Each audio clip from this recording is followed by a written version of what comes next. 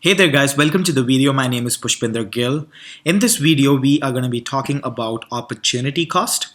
So if you've seen the previous video, in the previous video, we talked about the production possibility curve.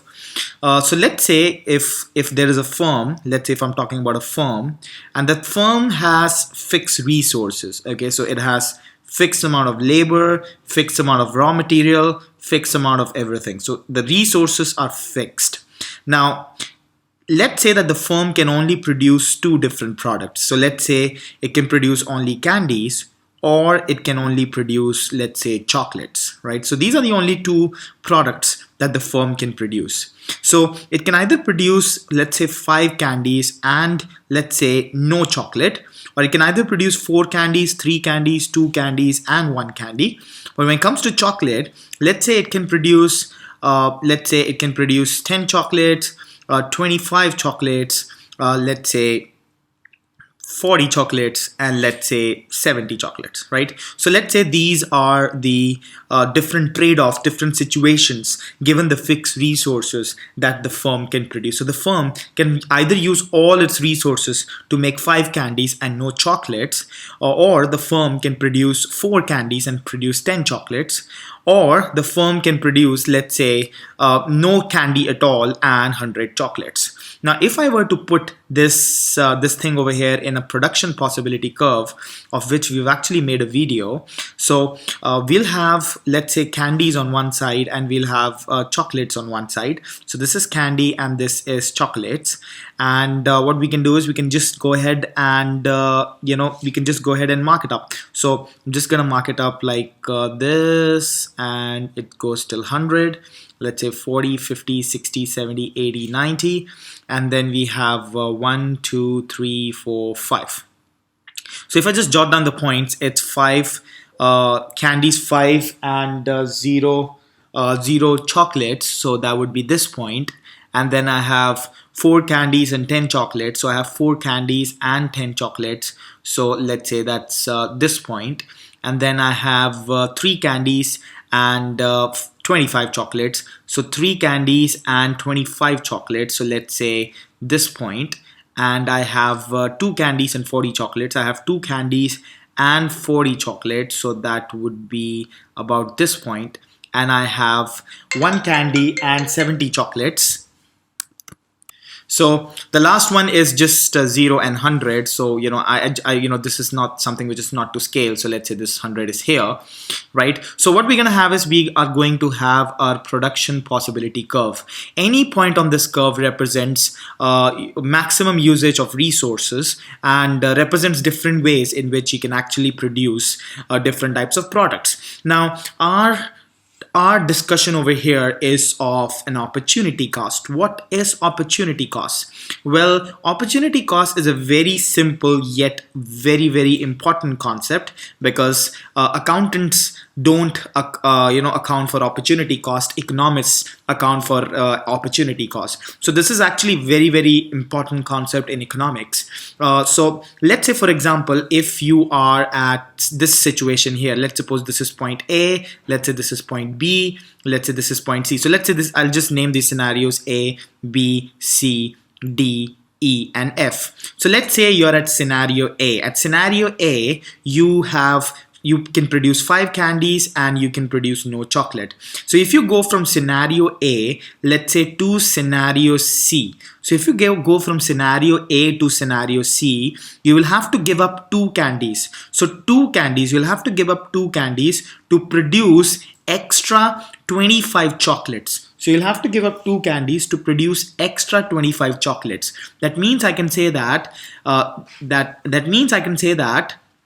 the opportunity cost of 25 chocolates is 2 candies, right? So the opportunity cost of 25 chocolates is 2 candies. If I want to produce 25 chocolates, I'll have to give up 2 candies. So that is what opportunity cost is. If you produce something extra, you'll have to give up something, and that giving up is your opportunity cost. So let's say, for example, if you go from scenario E to scenario F. So if you go from scenario E to scenario F, you'll have to give up 1 candy to produce 30 chocolates. So you'll have to give up 1 candy to actually produce 30 chocolates. So that means you can say that the opportunity cost of producing 30 chocolates is 1 candy here.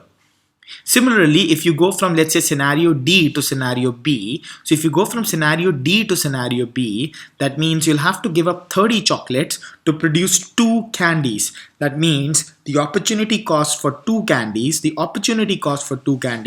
is 30 chocolates. That means that the opportunity cost changes at every scenario. It's something right here, it's something which is not constant. But will opportunity cost ever be constant?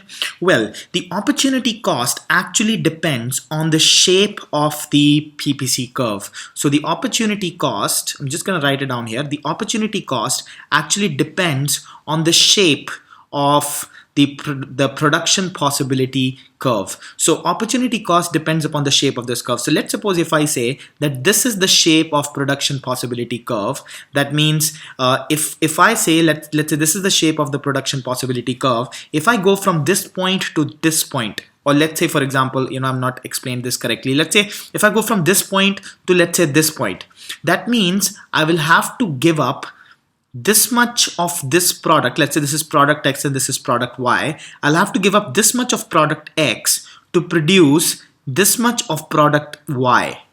So that means the opportunity cost of producing this much of extra product Y is actually equal to this much of extra product X. And as you can see that at every given point, it's changing, isn't it? So let's suppose if you go from this point to this point, that means you'll have to give up this much of product X to make extra this much of product Y. Similarly, what if I say that the production possibility curve is a straight line? Then what's going to happen? Then let's say I want to go from this point to this point. That means to actually produce this much of product Y, this much extra product Y, I'll have to give up this much of product X. Right? And that would actually similarly mean if I want to go from this point to back to this point, I'll have to give up this much of product Y to produce this much of product X. Another interesting thing is that if the production possibility curve is a straight line, now there's something that in a straight line, the gradient is always constant, right? So the gradient is something which is always constant.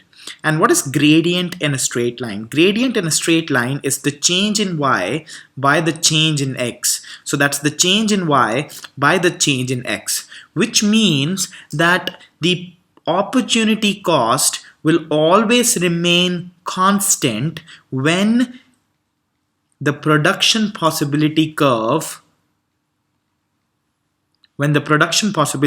is a straight line, because the gradient is going to remain constant. That means the change in Y and the change in X is always going to remain the same, right? So if let's say this line has a slope of 1, that means if the change in X is 4, the change in Y is 4. If the change in X is 5, the change in Y is 5. So that actually depends on the gradient, and if the gradient is constant in a straight line, as you can see that the gradient opportunity cost will also be a constant.